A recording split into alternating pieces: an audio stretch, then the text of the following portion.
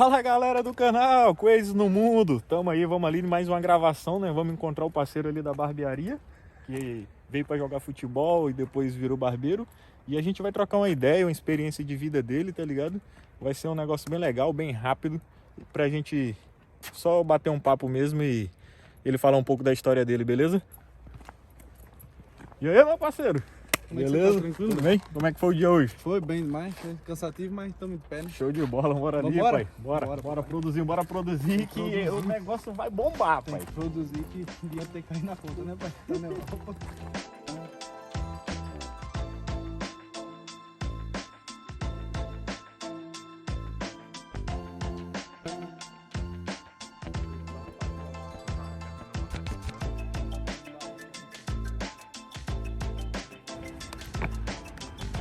Tô aqui com o meu amigo Antônio, vai falar pra vocês um pouquinho da experiência dele aqui na Europa. A princípio ele veio pra jogar futebol e os pais pra estudar, pra fazer um mestrado aqui. Ele já não tinha essa parte? Não, mas ele Já, começou do pô. zero, pô. Eu falei que ia começar do zero agora mesmo, Agora. valendo. Mas nós vamos aproveitar do outro, vamos ver o que fica melhor e nós... vai, né?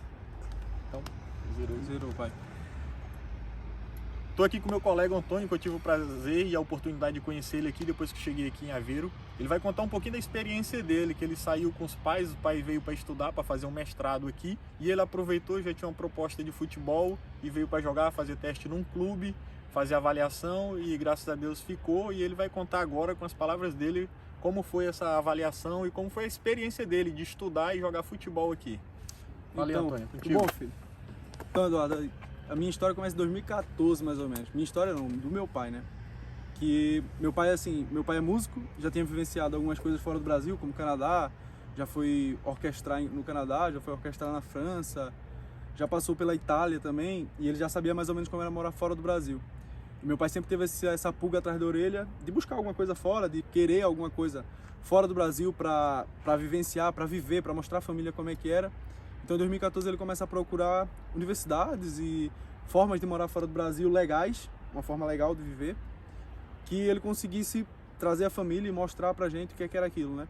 A gente, então, em 2014 ele encontra a Universidade de Aveiro, que é a cidade onde a gente vive hoje em dia, e a Universidade de Aveiro apresentava a ele uma proposta de mestrado, onde ele teria que fazer um teste e tal, e ele aceitou essa proposta. Coincidentemente, na época eu jogava um pouco de futebol, jogava na base, e me surgiu uma proposta para aqui, uma proposta de teste, uma coisa que era para eu vir fazer testes e ver como é que era, se aceitasse eu ficava. Por coincidência, a proposta de teste coincidiu exatamente na altura que ele veio para a universidade junto, ou seja, 2015, um ano depois dele conhecer a universidade. Então a gente vem em 2015, eu venho na frente, eu e minha mãe, depois meu pai vem mais tarde com meu irmão mais novo. A gente fica, eu vou para Guimarães, que foi o clube onde eu joguei, no Vitória, passo lá um mês, passo no teste e fico lá. Antônio, como foi o teste, a diferença do futebol do Brasil pra cá, pra Europa, o primeiro impacto que tu sentiu quando tu pisou em campo a primeira vez para fazer o teste? Cara, foi engraçado, porque, assim, quando a gente tá no Brasil, a gente ouve muito aquela coisa do jogador brasileiro, ele passa por um período de adaptação ao futebol europeu. E é uma coisa que a gente ouve e a gente acha que é brincadeira, que o Gabigol se deu mal porque não se adaptou, porque não consegue, porque gosta de festa, e não é real. O jogador brasileiro ele não tem físico para aguentar os 90 minutos do campeonato europeu. Não tem. A gente, infelizmente, não tem. Tecnicamente, a gente é vasto. A gente tem muita gente boa tecnicamente. Mas a nível tático e a nível físico, a gente é muito fraco, infelizmente. Ainda a gente é muito fraco. E assim que eu pisei, mano, no primeiro treino eu já saí... Se eu apertasse a camisa, saía 3 litros só ali. Então, primeiro mês foi um mês que eu sofri, ralei, corri pra cima e pra baixo pra tentar. Fazia treino bidiário, saía de manhã pra correr e à tarde ia fazer meu treino às 6, às 7 da tarde. Então foi algo muito difícil. A adaptação foi uma coisa de 3, 4 meses para me adaptar a jogar futebol no nível físico europeu. A nível tático, eu ainda consegui enrolar, ainda consegui pegar algumas coisas. Porque eles jogam muito no nível tático, ou seja, é tudo muito pensado. Cada movimentação ali é pensada. Ninguém sai da posição sem um sentido. Então, é uma coisa que é mais fácil de pegar do que o físico. E a nível técnico, eu nunca tive muita dificuldade assim, graças a Deus, na minha posição, na minha posição que é volante. Nunca tive muita dificuldade, principalmente nos fundamentos básicos, que é passe, a questão do roubo de bola. A única coisa que eu acho que eu falhava e só não fui o Zidane por causa disso, foi por causa da cabeça, né, pai? Também, se fosse pra qualquer um, né? Já viu o rato de esgoto se impressionar com qualquer coisa? Então, E lá no Brasil é volante, e aqui qual é o nome dessa posição? aqui eles brincam, eles chamam de trinco. Trinco pra gente é fechar a porta, abrir porta. Aqui eles chamam de Então, trinco. midfielder, né? Isso. Tá certo. Vai mandar essa. Não, mas aí você bota só. Eita. Põe no mudo, vai. Outra coisa, e adaptação na escola, como é que foi na escola? Tu chegando aqui sem conhecer ninguém, o estudo, a parte mesmo escolar, tu sentiu uma diferença muito grande do ensino brasileiro? Graças a Deus nunca tive problema em criar laço de amizade com ninguém. Sempre fui um cara muito família, sempre fui muito de arrastar as pessoas comigo e trazer pra perto. Então com pessoas nunca tive problema. Questão de estudo, eu nunca fui fã de estudar. A verdade é essa. Tá entendendo? Nunca fui fã de estar pegando um livro de matemática, ficar fazendo exercício, nem de estar pegando um livro de português e ficar folheando. Então, pra mim, o estudar foi mais complicado. Foi muito mais complicado da adaptação, porque no Brasil, a verdade é que o nosso ensino, pelo fato de ter muita coisa para estudar, a gente acaba estudando aquelas coisas mais enxutas. Ou seja, você não dá a matéria completa, você dá uma parte da matéria. Aqui não, aqui eles têm o menor número de matérias e avastam mais a matéria, ou seja, a matemática você praticamente dá cálculo 1, que é uma cadeira da universidade. Então eu me senti muito forçado a ter que estudar. Não foi fácil para mim a adaptação em relação ao estudo, mas não é nada impossível. Eu tô falando da minha situação, que nunca gostei de estudar, sempre fui preguiçoso, então essa é a minha situação. Uma pessoa que já consiga ter mais facilidade para estudar, consegue se dar bem, porque eu conheço pessoas que hoje em dia estudam e conseguiram fazer tudo dentro da escola, tranquilo, sem reprovar em nada. Por isso é só uma questão mesmo de pessoa para pessoa ali, sabe? Beleza. Mano, e como foi a transição do término do futebol para o início da tua profissão que tu tá seguindo hoje? Mas antes disso, pessoal, a gente vai começar agora, antes dele começar a responder, a gente vai começar o bate-papo dando uma volta aqui, mostrando o cartão postal aqui de Aveiro, um dos, certo? Então, mano, a transição foi simples, quando eu parei de jogar futebol, já estava quase terminando os estudos, meus pais já tinham ido pro Brasil e eu precisava arranjar uma maneira de trabalhar para conseguir me manter nesse tempo. E de início trabalhei ali como animador de festa infantil e de pouco tempo depois comecei a ganhar um interesse pela área da barbearia. Foi quando eu botei a cara e procurei entrar mesmo na área de cabeça e comecei a me aperfeiçoar e a trabalhar mesmo dentro da área. Certo. Uma pergunta que eu tenho certeza que a maioria de quem está aí do outro lado tem curiosidade de saber, certo? E até no canal lá já mandaram essas perguntas, perguntando como ele saiu do zero, ou então como uma pessoa saindo do zero do Brasil para montar uma barbearia aqui em Portugal, especificamente aqui em Aveiro. Mano, assim, em Portugal as coisas funcionam muito, não é tão como no Brasil que você consegue abrir as coisas sem abrir nada nas finanças ou nas devidas autoridades. Aqui você tem que ter tudo certinho, então normalmente quando uma pessoa ela vem para aqui, o que é aconselhável é, se ela for abrir uma barbearia, é abrir empresa ou recibos verdes, vai depender do tamanho da barbearia, se vai ser só para ela ou não, então depende de vários fatores. E depois é alugar um ponto, ver um ponto legal. Porém, eu não aconselho a pessoa vir de primeiro e montar a barbearia, porque eu acredito que é um público diferente do Brasil, então acho que é melhor a pessoa vir e começar logo trabalhando com outras barbearias para poder pegar ali mais ou menos a manhã de como é trabalhar aqui. Ok, Antônio. Então, a respeito dessa situação, já passou um pouquinho do teu conhecimento para os nossos colegas que estão vendo lá. E agora uma pergunta também que alguns colegas já me mandaram perguntando a respeito de ganhos, de salários. Como é que funciona? Tu recebe por hora, tu recebe porcentagem ou tu recebe salário fixo? Como funciona? Apesar que é uma pergunta meio indiscreta, né? Mas se você quiser falar, tudo bem, mas se não quiser também, fica à vontade, viu? Eu vou falar porque eu ainda não tô ganhando milhão, né?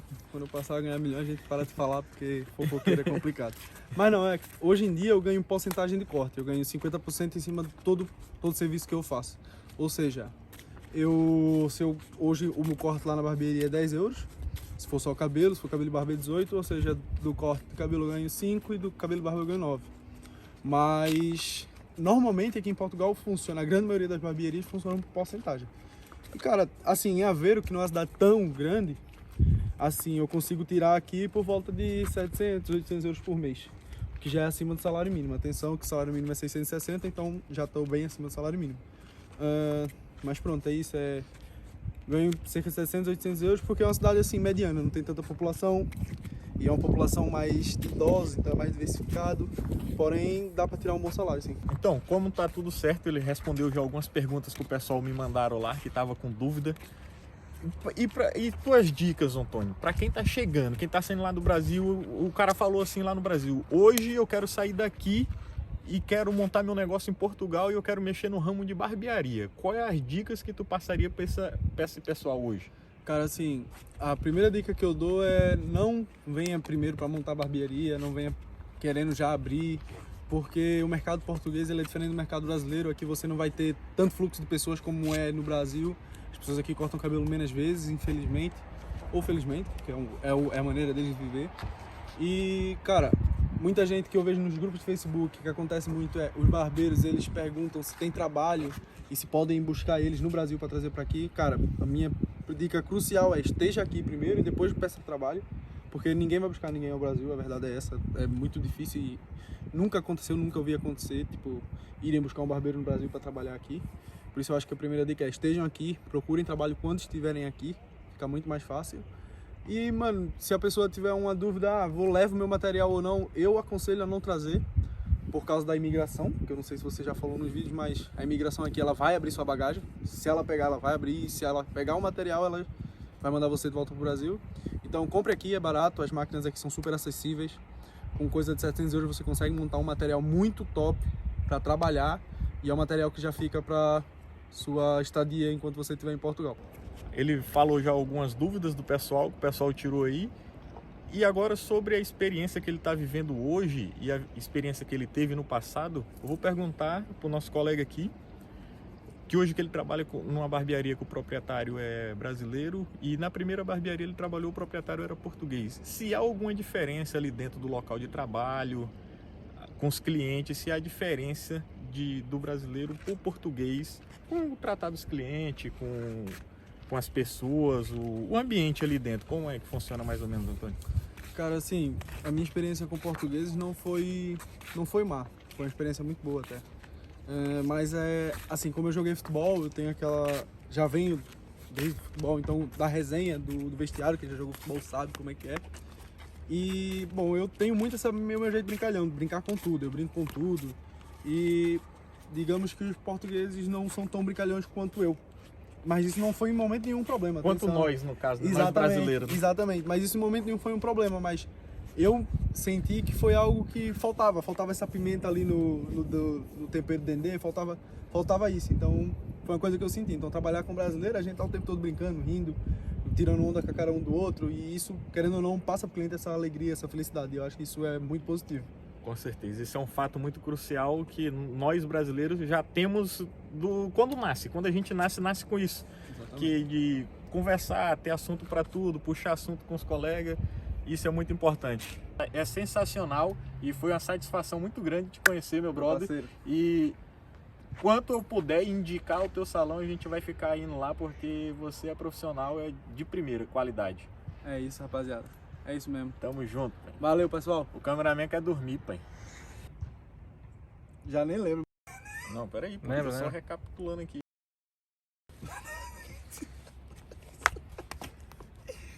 Bora ver, produção.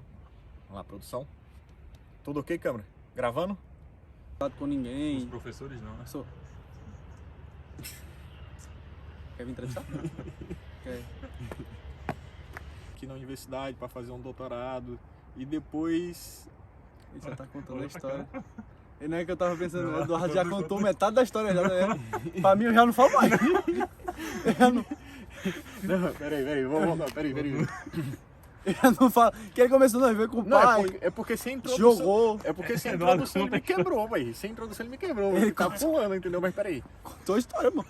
Você quer... Não, esquenta não, bora. Você quer...